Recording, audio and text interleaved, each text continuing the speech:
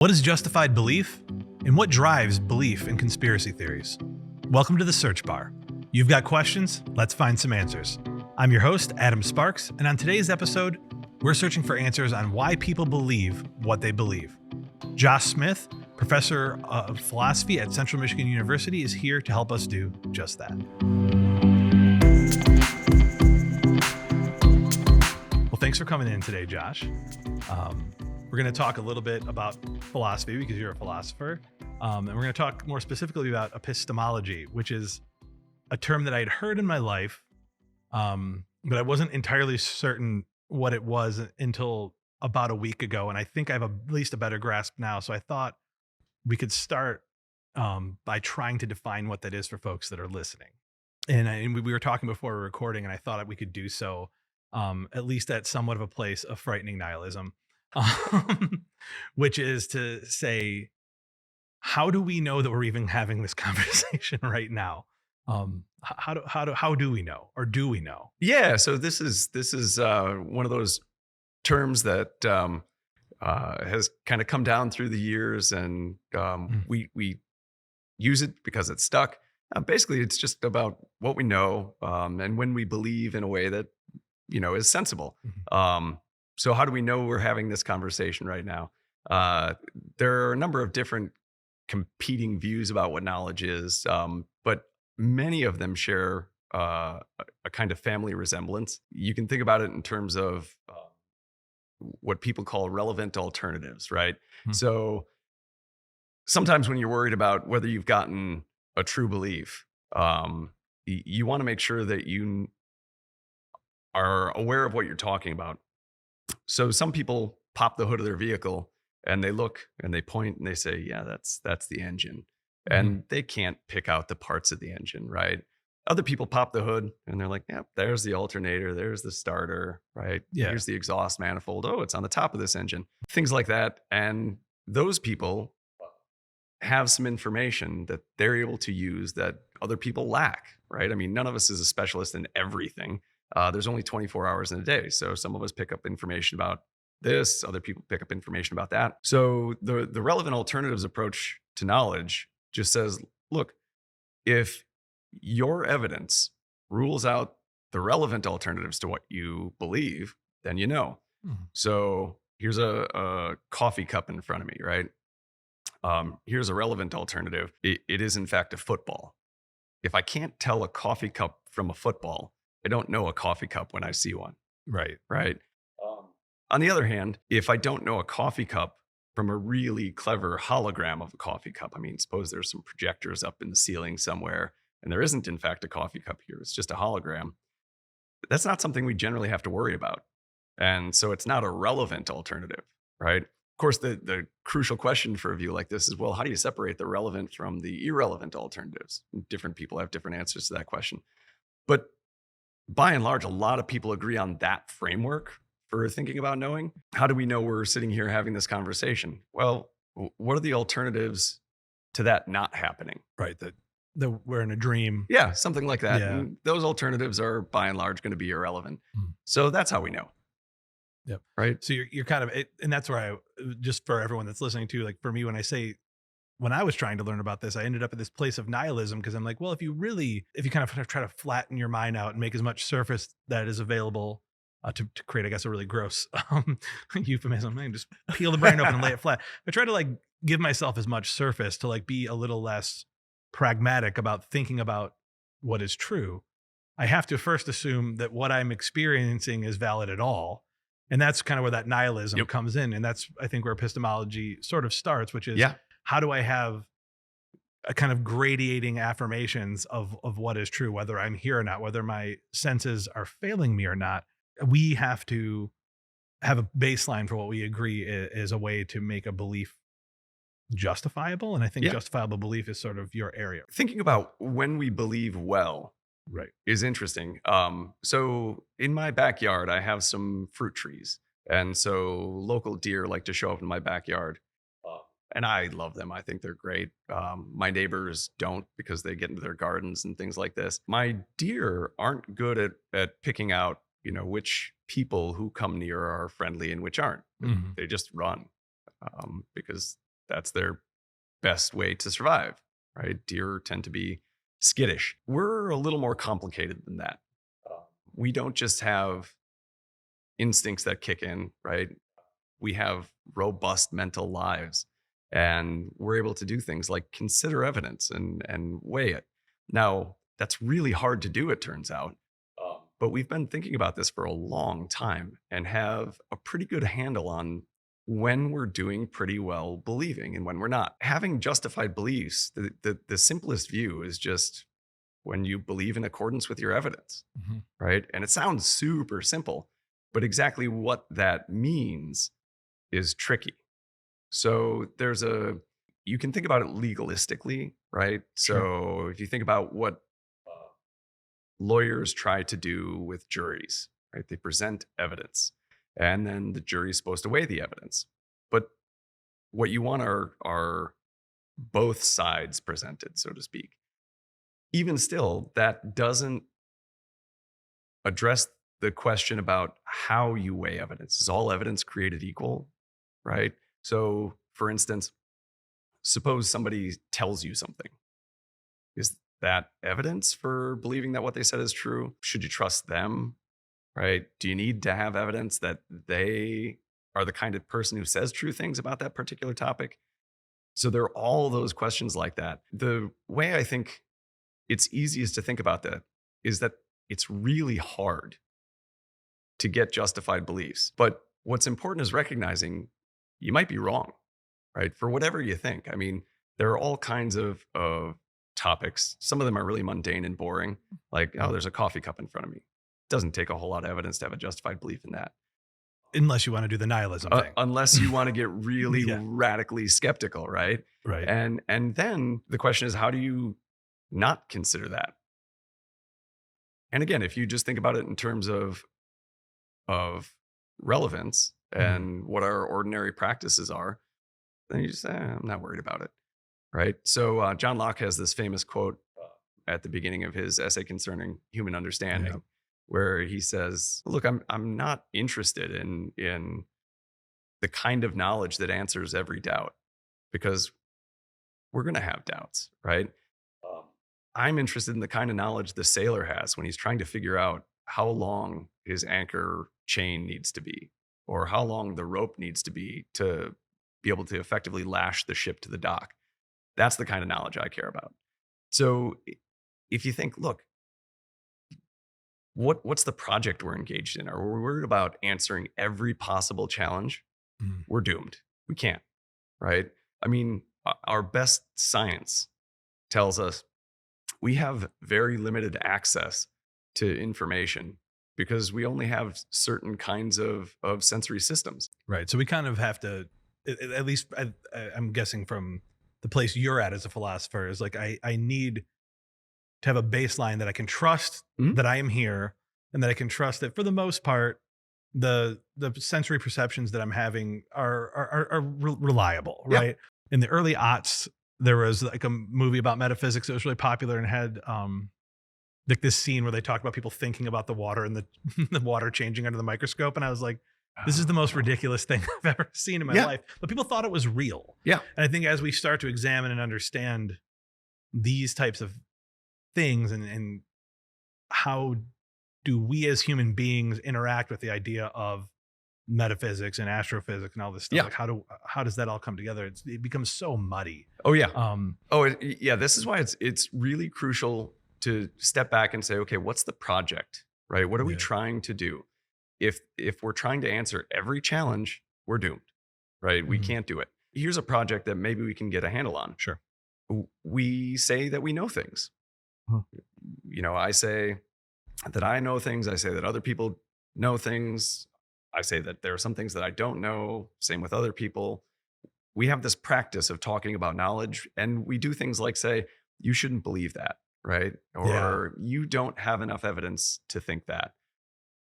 So instead of saying, okay, what is it to know anything at all, right? Can we answer every challenge? Instead, what we can say is, what are we doing with that practice, right? When do we correctly say of each other that we know things in a way that makes sense of our practice, right?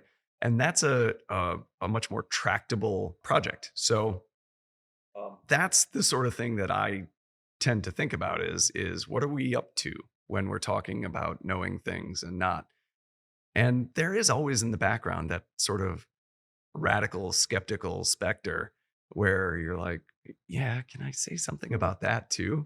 Right. And this is part of why people find the relevant alternatives approach attractive, is because you can say, no, just don't worry about that. The difficult position we're in with respect to knowing certain things, we just lack information, right? And there's no way to get it, right? We have the written history we have, and that's it. It's unfortunate that we don't have more, and we don't have time machines. It would be great to be able to go back and just kind of witness what actually happened at various points in history, but we can't. And so we have to form a picture of what happened with the limited resources we have. Now, are we going to call any of that knowledge? It would be very easy to get it wrong. But there's a separate question. Have we done a pretty good job with the information we have putting together a picture? If so, then it seems like it's reasonable to accept it. For us to realize that while I might be able to look at the car and read the manual and learn a lot of stuff, me validating those beliefs that, yeah, I now know where the alternator is. I now know where the timing belt is. Yeah. I don't trust the mechanic because I can read this myself. There is a weird gray area of where, yes, the mechanic isn't necessarily the ultimate authority on this, but they Right. still may be a better authority than you. Yeah. And I was saying that a roundabout way to say that the Catholic Church was the only mechanic probably for a while when it came to the crop rotations and and again, I'm just using Western kind of authority figures here at the time. That's where you got your knowledge from. Yeah. The priest gave you the knowledge. I can't read Latin. I can't read it all. Yep. But now fast forward 300 years, I can read the owner's manual of my car. Am I as informed as the mechanic? Am I justified in my belief on how to fix the car the same? You can read the owner's manual. You can go on the internet and read a ton more. You can watch videos of people doing things with their vehicles that might be just the same as yours. Mm. And that's a much more challenging question, because here's a thing that people forget, right? There are all kinds of sort of simple issues, and then there are really challenging issues. And people look at the simple issues and kind of extrapolate to the more challenging issues and think, oh, okay, it's just as simple as that. And it really isn't. Mhm. Getting a picture of the world that makes sense is really, really challenging. So one of the key features that people kind of lose as they do this is the possibility that they might be wrong, right? Mhm. And when you're weighing evidence, that's one of those things you really need to keep in mind, is that I could be wrong. So this crops up in a number of ways. People forget to think about, well, okay, if I was wrong, what should I expect to see here, right? So a really simple example of this is anytime somebody gets sick, especially like right now in mid-Michigan, there are so many things going around: flu, COVID, people have all kinds of various colds. So suppose somebody starts feeling a little under the weather. They might think, oh, it's COVID, right? Because that's still a big thing for us, and it might be at the front of their mind. For some reason, it's salient to them. Maybe, but what if they were wrong? What if it isn't COVID? Should they still expect to have those same experiences that they're having? Well, yeah, there are a number of things that could account for that, which is why often it's important that you do things like run certain tests. So if you have a home COVID test, that would be a way to get more information, because if you're wrong, then that might help you understand that. Go to your doctor, right? Go to the expert, and they'll do some more tests to get more information.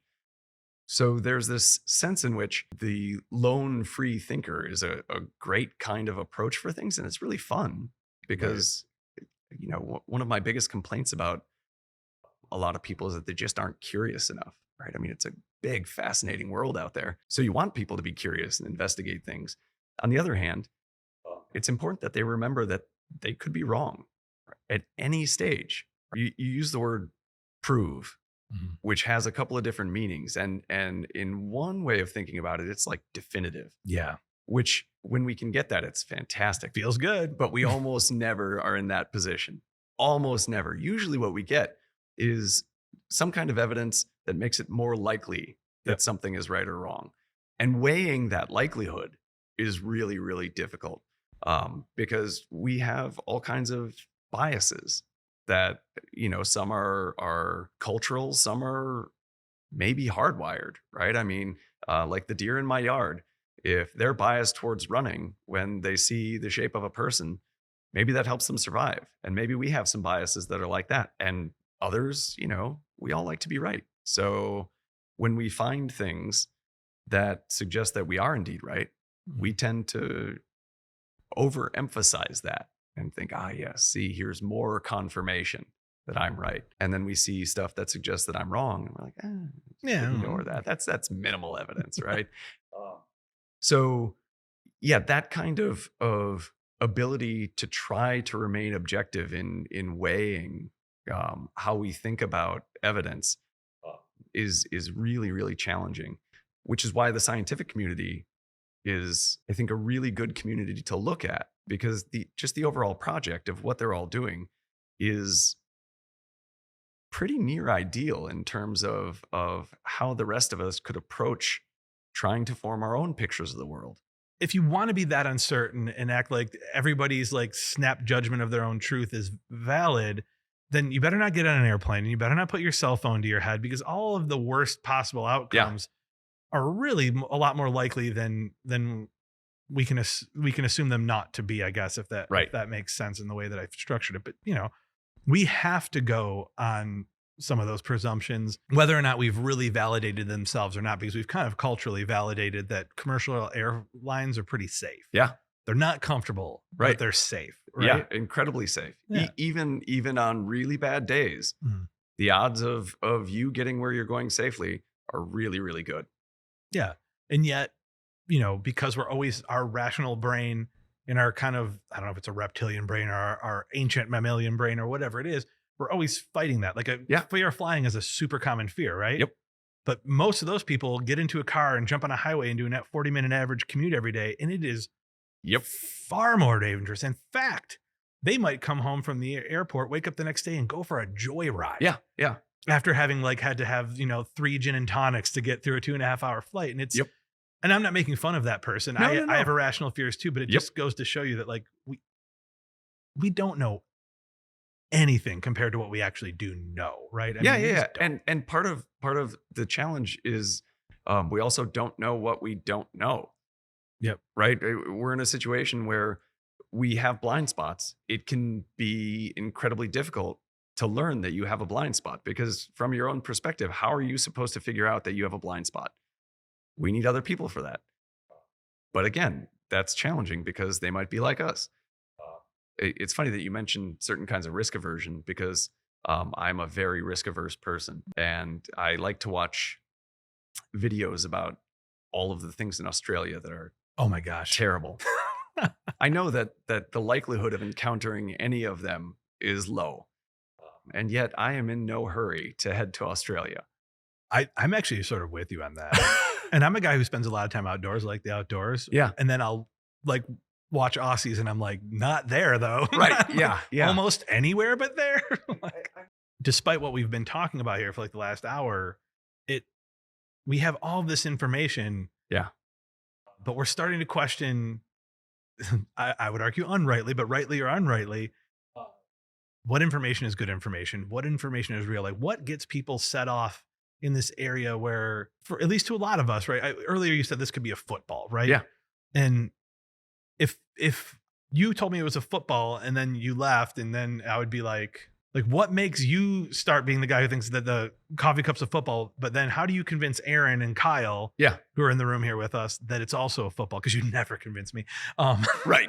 Yeah. I like to think so. But how do we fall for that type of thought? And I know it's a ridiculous example, and you can certainly feel free to use one that you're more familiar with. But these things sometimes actually happen, right? So for instance, I don't have a lot of sympathy for the anti-vax community, except for people who are aware of Southern history, usually because they're from the South, and say, listen, it's the government telling me I need to do that. I can't trust that. And then if you think, wow, that's kind of conspiratorial, what do you think they're doing? Um, And if they, come out with something like nanobots, then all right, well, let's have a talk Yeah, about that. until we get those. Right. Um, and But by Southern history, do you mean like American South or global the South? American South, All right, yeah. right? So, but if people know about the Tuskegee syphilis study, right? That's what I was driving at. Yeah, Yeah. where the government found that there was a syphilis outbreak in a black community in Tuskegee, Alabama, and apparently decided to see what happens if we let syphilis go unchecked. So told the community, okay, we're going to treat you. Did not treat the community, and then collected data for literally decades beyond what they needed. You can sort of sympathize with people who say, look, the government is untrustworthy when it comes to medicine. Okay, that's one example. Now think about everything else the government has done with respect to medicine, polio vaccines, et cetera. How did that go for us? Went well. So maybe you're focusing a little too much on that one. But because those things happen, they become salient for people, right? In the same way that, I have this sort of irrational fear of venomous animals. And then I say, oh, here's a place where there are a bunch of them. And even if I know how likely it is that I even encounter one, much less have a bad encounter with one, Hmm. I'm still sort of stuck. I, can't get out of my own way to get my beliefs right. So I've got this picture of the world, and for whatever reason, I struggle to get it right. And what's interesting is that even when you train people to do this right, to weigh evidence properly, they still screw up. So, for instance, these psychologists, Kahneman and Tversky, Mhm. did all these studies about how bad we are at probabilistic reasoning. And there are all kinds of explanations about why that is. But we screw up a lot. So, for instance, we can be given the same information two different ways. And given how it's presented, it can affect us differently. So, for instance, suppose that I'm a physician and I think the best course of action for you is to have a particular procedure. But I know that you might be worried about the procedure. So I come in and say, listen, there's a 90% chance this is going to work perfectly, no problems, right? Okay, that's one way of presenting it. If you hear it in terms of, oh, high success rate, you're more likely to say, oh, that sounds good.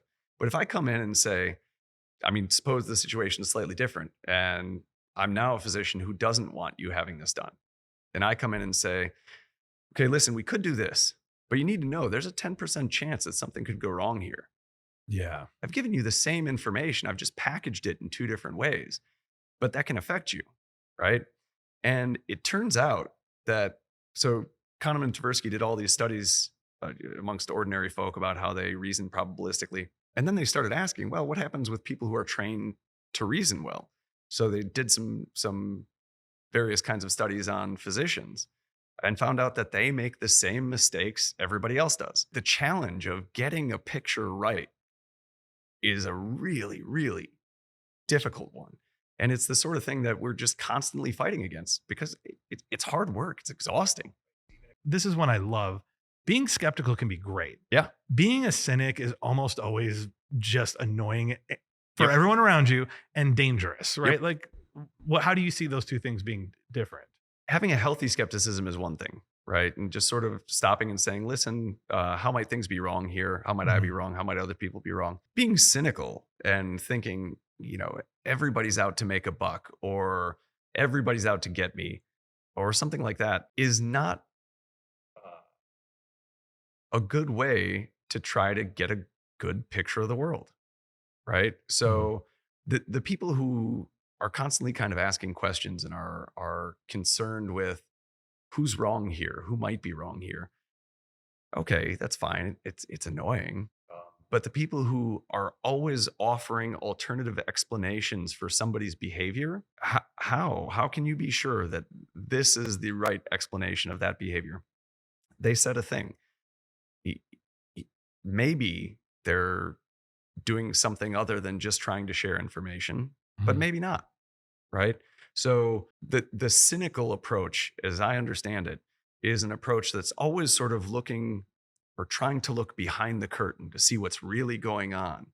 Are you familiar with the birds aren't real Yeah, yeah, theory? that guy's wild. Yes, Yeah, I'm pretty familiar. yeah. So it started as a joke, right? Yeah. And then he just kept building on, like, how can I make this Mhm. be funnier by making it fit the evidence better, and just kept going. And then people were like, there's something here, right? Yeah, And so some people started to think, no, that's actually right. right. And he openly says, no, no, It's a it's not. it's a movement that's a parody of other Yeah, movements, yeah. and That folks kind of still got bought in. sucked up into it. Right. Yeah. And is that because they just want to troll, they want to be contrarian? I don't know. The sort of asking of questions to try to make the picture whole Right. is one of those things that people don't stop to do. And I think if people were more okay just saying, look, I don't understand that. I don't know. Mhm. Because they thought to themselves, what I want to do here is get true beliefs and avoid false ones, instead of whatever else might lead them to want to accept things. If it's, look, I want to be part of a community, or whatever. I mean, so the community point is really interesting, because there are various religious groups that are having problems with groups becoming very secular, right? So they don't leave their association with the religion. They just kind of stop talking about the religion, Yeah. because it's the community that they love. And what they care about is not the deep metaphysics. They're worried about being decent people and being part of something. And we're social creatures, right? So if you don't care what's true or false, you might join a community. Conspiracies are hard. Yeah, yeah, yeah. And if they have to have tens of thousands of people to operate, they would be much harder, and that Yeah, logic seems hard to follow. So how do yeah, you it's easy for you to agree with me because we're on the same page on this, but if yeah, I'm having a conversation with, a relative or somebody who I care about, let's assume I yeah. don't want to like, I'm not interested in eviscerating somebody in an Right. argument. How do we try to put some of that logical thinking, some of that epistemological thinking Yep. into their argument? Because it strikes me, as you said earlier, that they're not going to hear me just give opposing evidence. Like, Yeah, yeah, yeah. how do I fight that conspiratorial thinking? Or not fight it. How Yeah. do I challenge it in a way that may be productive for the person? Yeah. So I think the single best example of uh, getting through to people who you think have problematic views is a fella named Daryl Davis. I think that I've got that right. So he's a musician, black musician from the South, who got interested in why people join the Klan. He's like, these people hate me. Why? He didn't, go out and start yelling at people, start organizing things. He wanted to understand them and say, okay, what's going on? Right. And so he talked to people, and he found out that a lot of the people who were in the Klan were perfectly happy to talk to him. And after talking with them for a while, eventually they were like, yeah, what I was on about was not hating people. That wasn't it. I was concerned about these other issues. And you've helped me see that. So thanks. And then he was like, well, can I have your hood? And he's collected something like 200 of them now. Whoa. Yeah, just talking to people. So I think it's really important to recognize, as you say, it's not about eviscerating somebody. It's not a win or lose thing, right? Mhm. Especially if it's somebody you care about. You have to be careful not to fall into familiar roles. Like with siblings, especially, this can be really hard, or family members in general. Like if it's mom or dad, they might think, listen, I'm the parent here. You have to Yeah. listen to me. Okay, well, if we're having this role issue, we're going to have problems. But also, you want to make clear that what they care about is getting it right. Yeah. Right. So if you can get on that same page, then when you start saying things like, wait, hold on, it looks like you're reasoning in this way. Right. So you think that there's this huge conspiracy of people who are keeping this big secret. Are people really that good at keeping secrets? Right. Don't you think it's more likely that if there were that many people involved, somebody would say something and it would get screwed up in the way that all these other examples have? And then, sort of let them ruminate with that.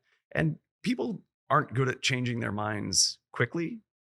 Often they need to reflect. So when Davis would go talk to people, it wasn't just a one-time thing, right? He basically befriended these people, and all the better for everybody involved, right? That they sort their views out, they get a new friend, and he gets new friends, and they change their behavior in ways most of us would say is for the better. So that sort of approach where it's not a debate where you're going to win. You're not just kind of falling into familiar roles, and you're making sure that they're really engaged in trying to get things right. Because if they're not, they're then, pointing out things like, look, here's your reasoning. Isn't that problematic? If I reason this way, that's obviously problematic. So what's the difference? If they're just trolling or, trying to be contrary, they're not going to respond well to that. At that point, I don't know what you would do, right? But if you can get them thinking, yeah, I care about being right on this one, Yeah. then you can actually have a conversation. Most people aren't a villain. At least they don't Right. think they are, Yeah. right? Yeah. I mean, I'm sure there are villains out there. Yeah. I'm sure they exist, but most people that you disagree with, Yeah. most people that you think are doing something that's bad or that is going to harm other people, they don't think they're the villain. Yeah. I don't think most of the time. Yeah. We don't. Even Thanos didn't think he was the villain, Yeah. right? I mean, we all saw the movie. Like when we start talking about morality, people start thinking about the big issues, which is fun. They're the big issues because they're hard, Right. but the little issues are really hard too. Mhm. I love asking my students, how many of you think that you ought to call your grandmother on her birthday? And it's a totally mixed bag. Oh, wow. Some of them are like, yeah, it's grandma, right? I have to show my love for grandma. To not do so would be a deep moral failing. Other people are like, whatever she gets from me is a bonus, right? I owe her nothing. And even questions like, is it ever okay to date a friend's ex? And a bunch of them are immediately like, no. And then you start asking questions like, well, what if they broke up 6 years ago? Right? Well, if it's 6 months ago, okay, maybe not. But if it was 6 years, haven't they both moved on? What if your friend broke it off? Right? And then you start getting into all these different kinds of scenarios, and people are like, oh yeah, maybe that does change it a little bit for me. Because this idea that on any given, in particular, moral question, there's a clear right and a clear wrong is seriously difficult to make sense of when you look out in the actual world, right? And I think if you start from a place that is, I'm the good person, you're not going to do well in terms of getting a good picture of what the world is actually like, because other people are probably trying to do good too. It's Yeah. just they're seeing it a little differently than you are. So maybe having a chat with them, figuring out where they're coming from, could be incredibly valuable. Okay, so we've talked a lot about trying to engage in conversations and why our friends or family members might be thinking this way. Yeah. But what if it's us? Yeah. What if I am kind of getting caught up in something where it factor cap and it's cap, right? Yep. Like if I'm having an unjustifiable belief, is there a way for me to spot that, or is there a way for me to spot that that's being fed to me? Yeah, this is one of the more difficult positions we find ourselves in is the self-policing of our own thoughts. And it is notoriously difficult because we're rational creatures, we like to tell ourselves. And part of what that means is that we kind of take stuff in and we're really good at backfilling reasons, right? I found myself here. Let me make that make sense for myself. And that's the trick, is you have to try to be honest with yourself and say, look, what am I doing? Am I really trying to follow the principles for good reasoning, or am I doing something else?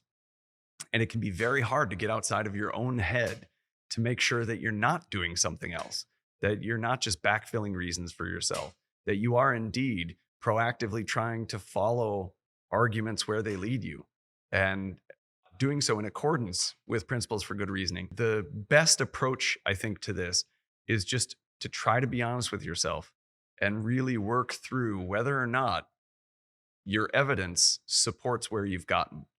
And if it doesn't, then you need to try to back it up, and at the very least say, yeah, I probably shouldn't go there. I'm not sure where I should go, but I'm not there yet.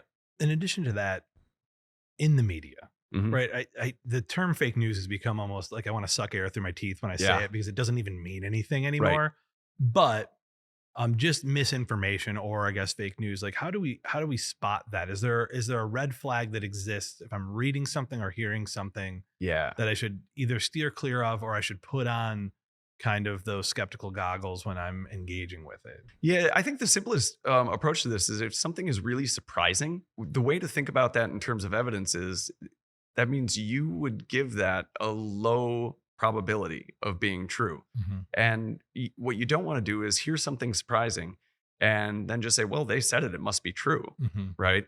Instead, what you need to do at that point is say, okay, how should I be adjusting from here, given that I think that that's so surprising?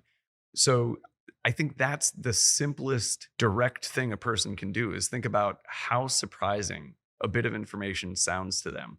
And if they find it surprising, they should probably think to themselves, I need to do more work here. If I hear, oh man, they found tiny aliens in the Hadron Collider, I don't know, making up something wild. Right.